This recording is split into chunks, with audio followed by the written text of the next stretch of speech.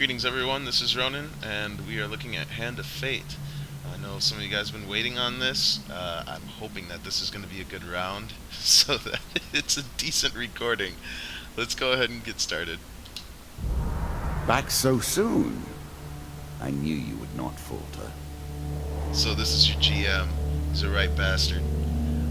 He starts off pretty easy and nice, and he just gets really lippy and throws evil cards at you, and he really is just there to make your experience a living hell, and it makes it all the better game for it. Can you muster the strength to go on? So the first thing you're going to be presented with is an option to do either story mode or endless mode. Endless mode you'll unlock as you play through story mode.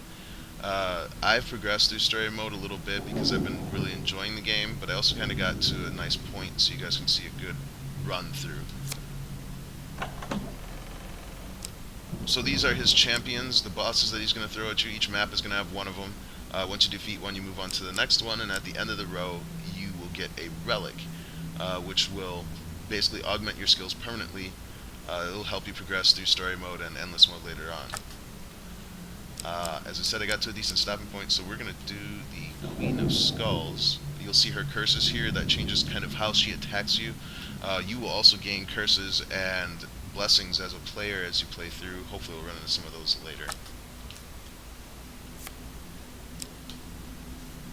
Take arms against the Queen of Skulls and you will meet only death. So the first thing you'll want to do is build out your deck. You have two different types of cards that you can build within your deck. There's the equipment cards, which are swords, armor, etc., and the encounter cards, which kind of dictate how and what happens to you as you play through the game. So as you earn the cards, they'll show up in your deck builder. They'll be listed as new. As you play through, you can come through and kind of add them into your deck and get some of the old ones out. The reason why you'll want to shuffle in new cards is because, for instance, see the Forbidden Armor here is a new one that I earned in a previous playthrough, but can't really tell what it does until you actually earn it in-game, so you do want to shuffle the new ones in to get that better equipment. And then your encounters, of course, works pretty much the same way. Again, these are going to determine your quests and kind of what happens to you as you go along. You'll notice on these they have a gold token at the bottom. That just means that you haven't bested the encounter, you haven't beaten it yet. Once you do that, you earn one of those gold tokens, and win or lose at the end of the round, you'll be able to crack those tokens open and get more of these types of encounter and equipment cards to add into your deck. So that's your motivation there to go on to the bigger and better and ostensibly tougher experiences. So I already made the liberty of kind of going through and building these out. We're just going to jump right in.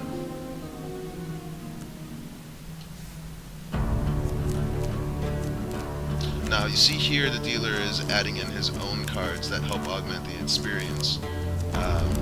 Usually At their heart, all games are about power, are they not?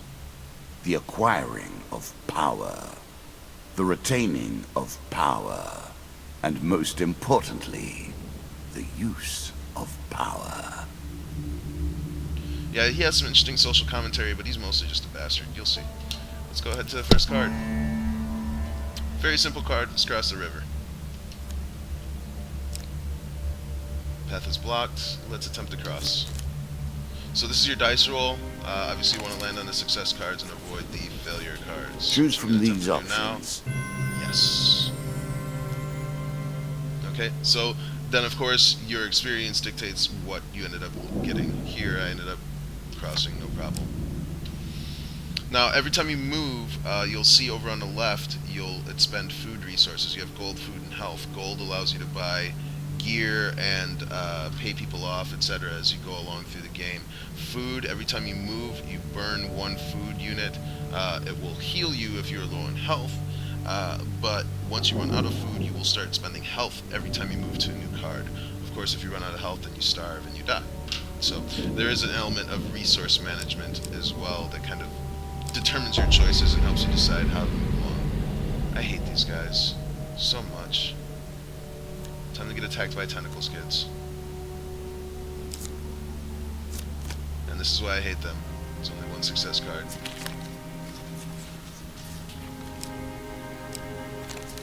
Ah! Yes! That never happens, so I'm legitimately excited here. And we gotta cross the river again. Some cards you do have to play every time, some cards you just skip over.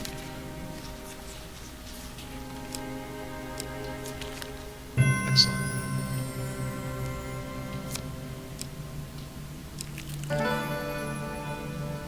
Helpful Priest.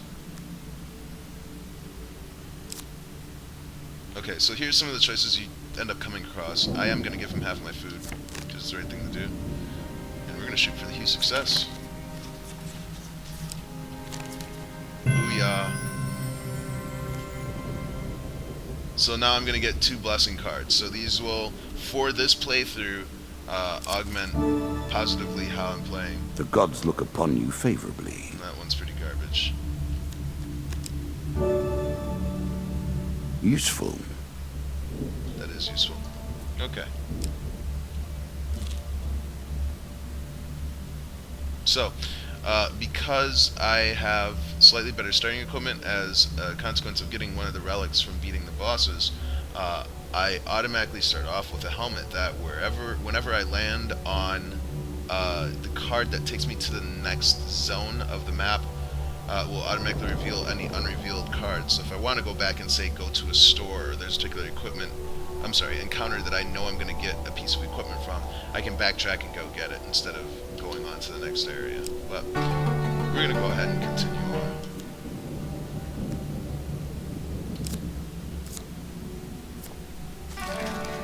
Do you understand what it is we do now? Or did I rush you through the rules, pushing you into the play before you were prepared? See? Excuse me. So, Culling a Ratman. So this is a bored king that doesn't want to get off his ass and do his own work. So A challenge for you, and a token if you succeed.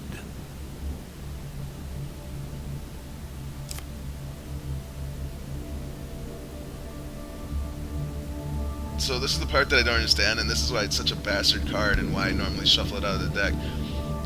He wants me to pay 50 gold, and I'm pretty sure he's going to make me go kill the rats. I've yet to pay this bastard 50 gold. I refuse. But that gold token that was floating, if I had paid him the 50 gold and done whatever else he wanted me to do, I would end up earning that token, and then at the end of the round, cracks open gives me new cards. So that's the general gist of... So careless with your resources. We play for a token now.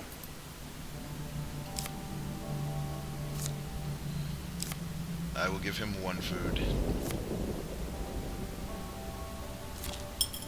And I don't get the coin for that, because, yeah, that wasn't the option that would have earned me the token. The Crucible. Finally a battle. So now you guys are going to get to see some of the actual 3D fighting that goes on in the game, which is actually pretty choice. Let's get in there. So, I have to choose an opponent. And they may not give me the one that I choose. Okay, good deal. So 4 of scales, that's going to be Lizardmen, there's 4 of them, and then the dots on the side determine how difficult they're going to be. And I like the transition that they've got here where they kind of suit you up with your gear and let the other guys spawn in.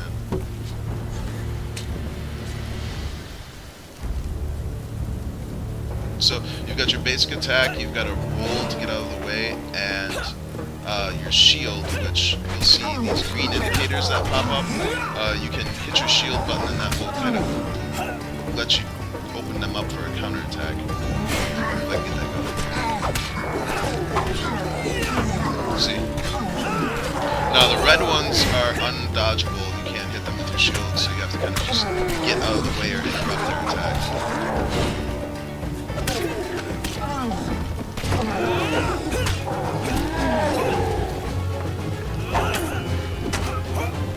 Lizardmen also have a shield, so you have to kind of kick them or hit them with your shield to open them up for attack.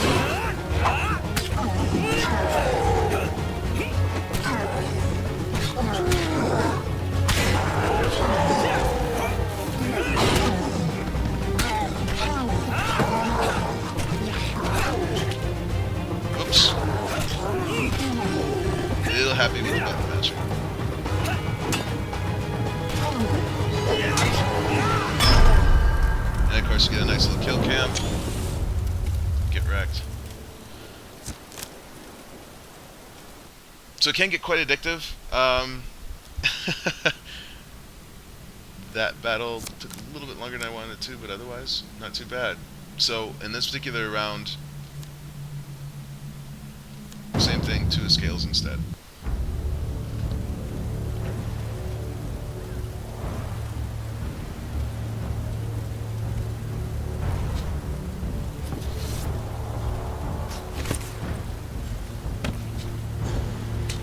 It's such a nice touch to suiting up. Kind of gets you invested in your gear, and some of the gear ends up looking pretty awesome.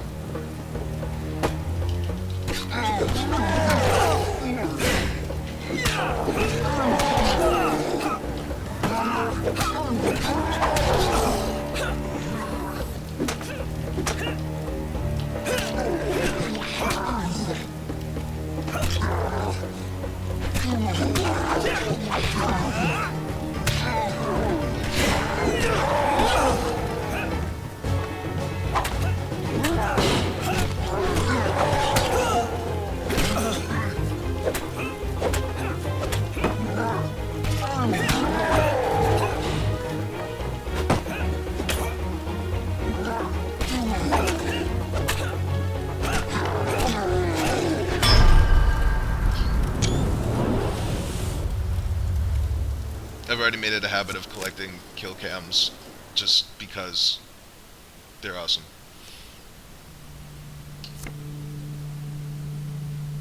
Round 3, third round, final round.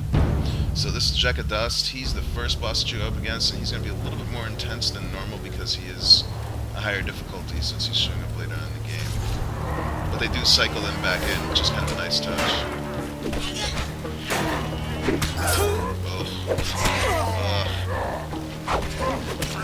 I might die.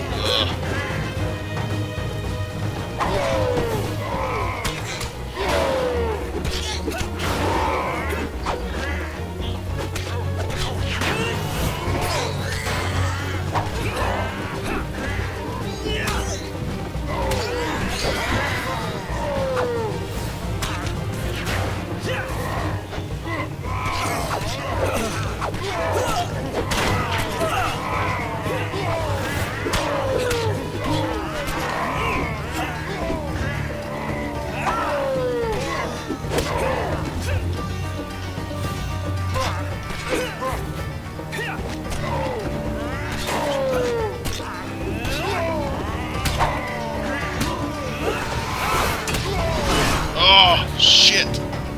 Almost. Oh, no.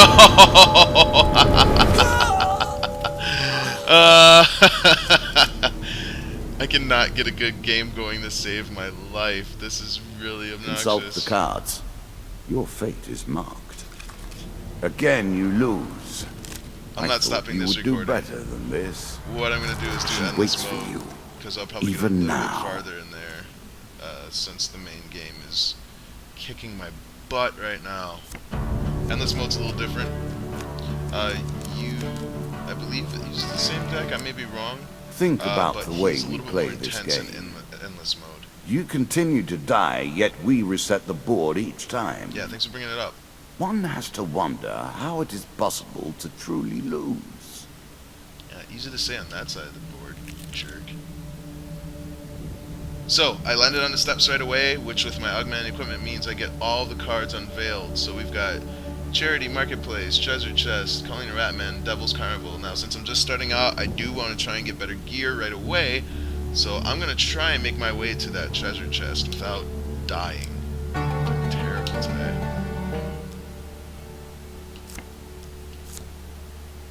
So it gives you the option to go back. And of course, you want to keep an eye on your food because you are burning that every time you move.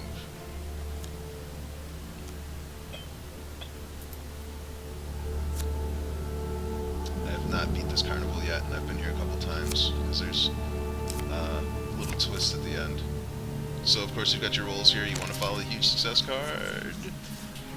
Oh man, nope.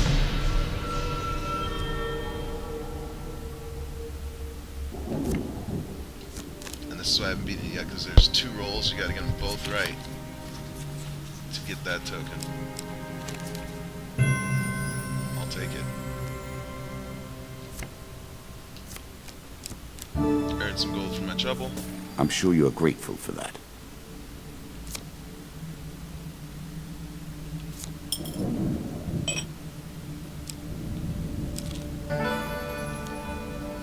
Again, a token is at stake. Ugh. I need to take him out of this deck. Back out.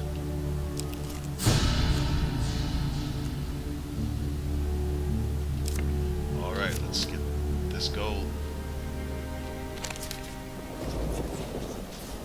A choice. Select your desire. No! Yeah, that's not good.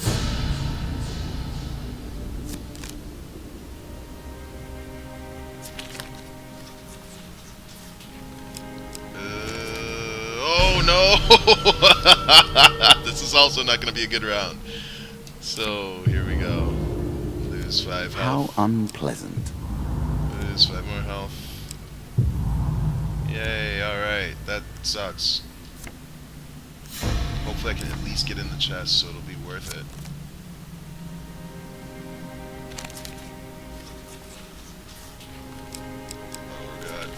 Oh god, no! Oh no! So we're just gonna make our way back and try to As you get plunder onto the the next secrets area, of your 'cause memories, that was a you'll gain huge new waste. cards. Some you'll wish you'd left untouched. But that's the game. You take big risks. You can get big rewards, but you can also get really screwed.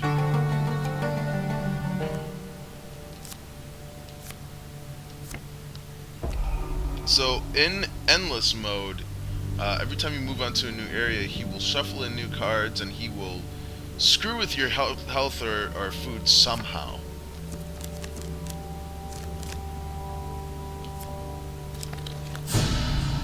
Here comes Curse. Ah, that is one of my favorites. Wow.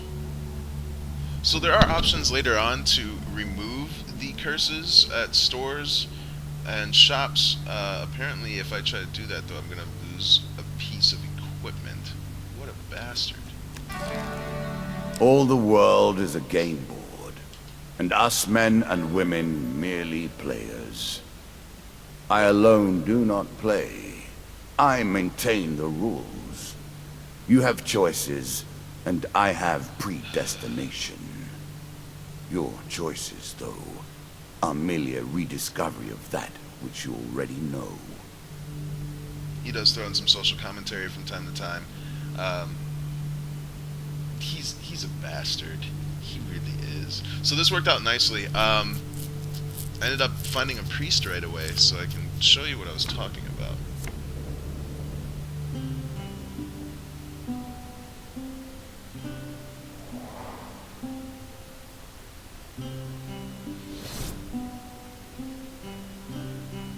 So, you can buy more blessings, heal up your health, remove curses. If I had 30 gold, I could get rid of it right now, and that's kind of how you end up. Do I buy more gear? Do I save money for healing or food? You got some choices to make. Food is always important. I try to grab some with whatever money I've left over as much as possible. All the gear that I have is equipped, so we're gonna move on.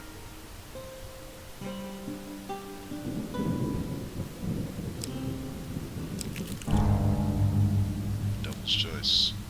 Time for more battle.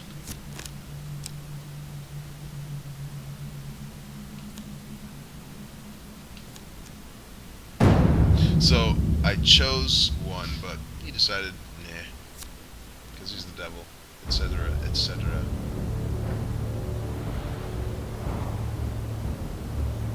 Which I was hoping he would do.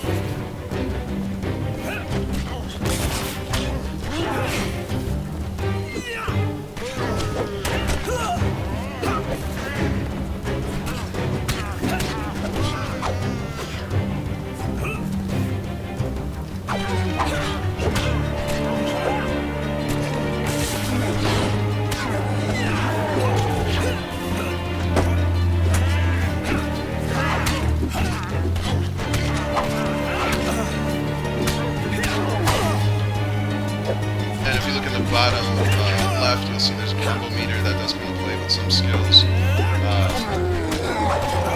And of course, if you get hit or you slow down, you lose it.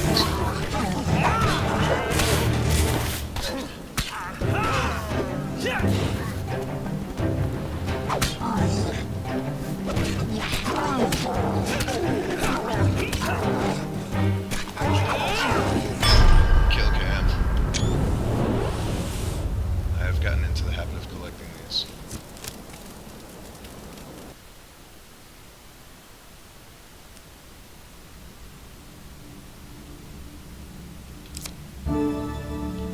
So now, of course, benefits. And I get to go through my armory, yes!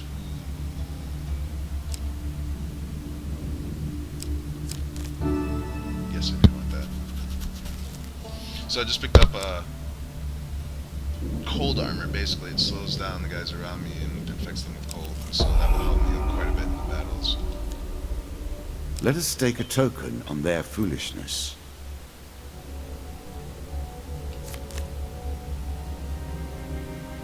No whammies, no whammies. Ugh.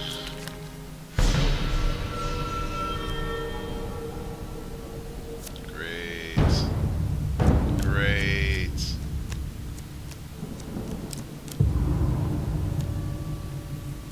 This should be fun. I might die here. I'm just gonna say that right now. Let's do this.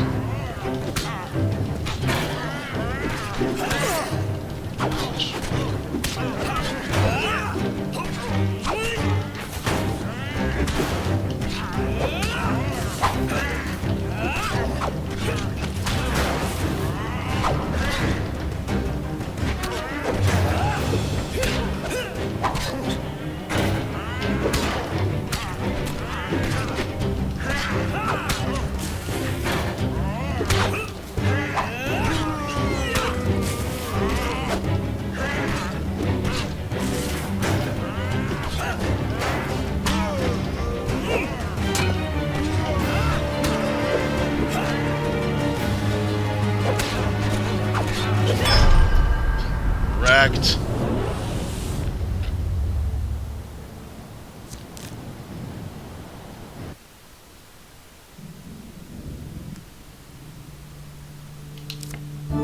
Awesome. I'll take it. If you gain health, then I work harder to take it. Let's see what the local peasant has to say.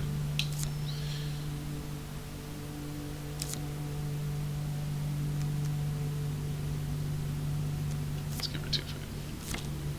Still got a long way to go. Oh yeah, I knew that.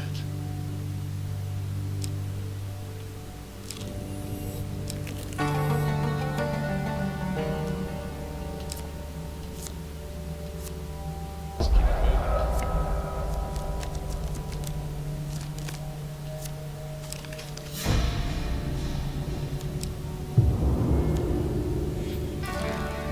Your currency is spent, your memories tattered and torn, formed into mere cards for us to play with. Yeah, that sounds like when I had a Magic the Gathering addiction.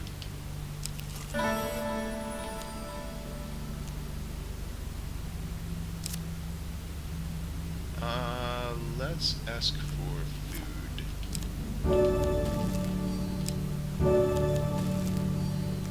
Yeah. Gonna need it. And I have no gold! Hooray! So we're gonna keep it moving.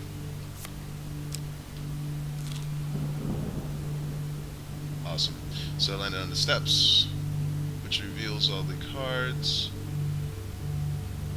Let's just keep going. Roaming ever forward, hunting for the truth. So in endless mode, you get a score at the end, which basically determines how well you've done. And of course, there's a massive scoreboard you can go up against other people on. But the farther you get, the higher your multiplier goes, etc., etc. The more cards you turn over, on and on and on.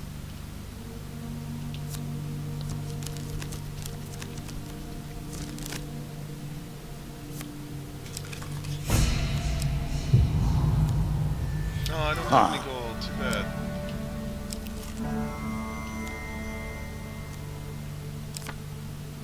Let's get that weapon. Oh, you gotta be kidding me. You guys are dicks. Ugh. So I fell down the canyon. Great. And I lost equipment. What did I lose? I lost my shield. That's bad. Which means I'm gonna have to go to manually dodging attacks. I won't get any indicators, and I won't be able to counterattack. And I land on the crucible. Oh, we're gonna do it, cause this could go on forever, and I'm sure you guys want to see more action.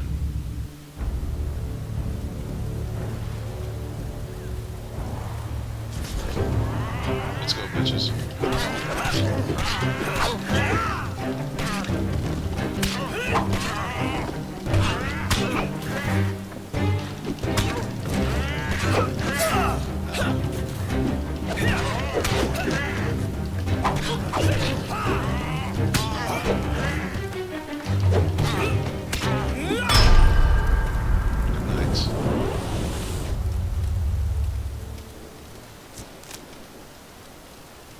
There's a very good chance I will not survive this.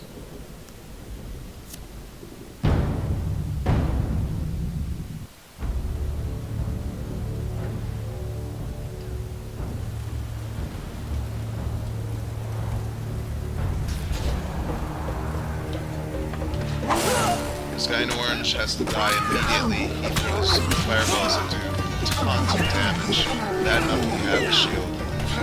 You don't, deadly.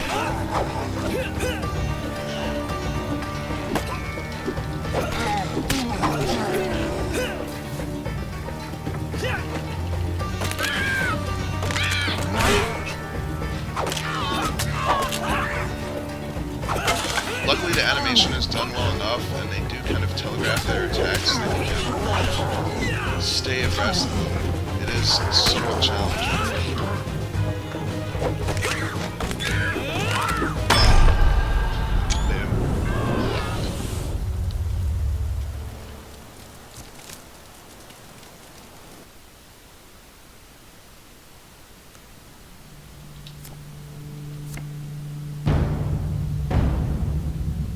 Got this.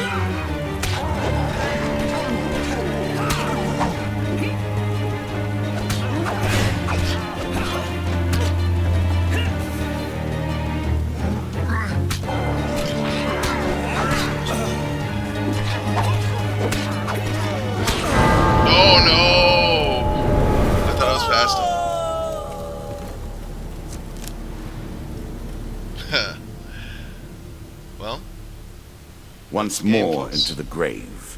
How unfortunate for you. And of course you get your score depending on how well you've done.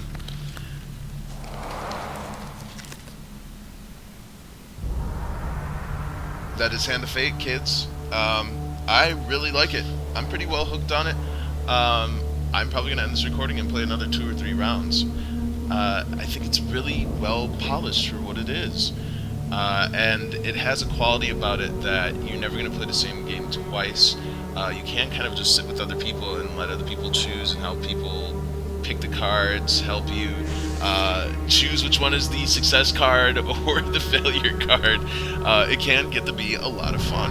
I paid $25 for it on Steam, and I feel like the price is justified. I feel like I spent that money well because I've been playing it almost exclusively. If you see it on sale for anything less than $25, it's a must-buy. It's amazing. The polish is great. I really like that the GM isn't a dick, but he's very well done. The voice acting is great.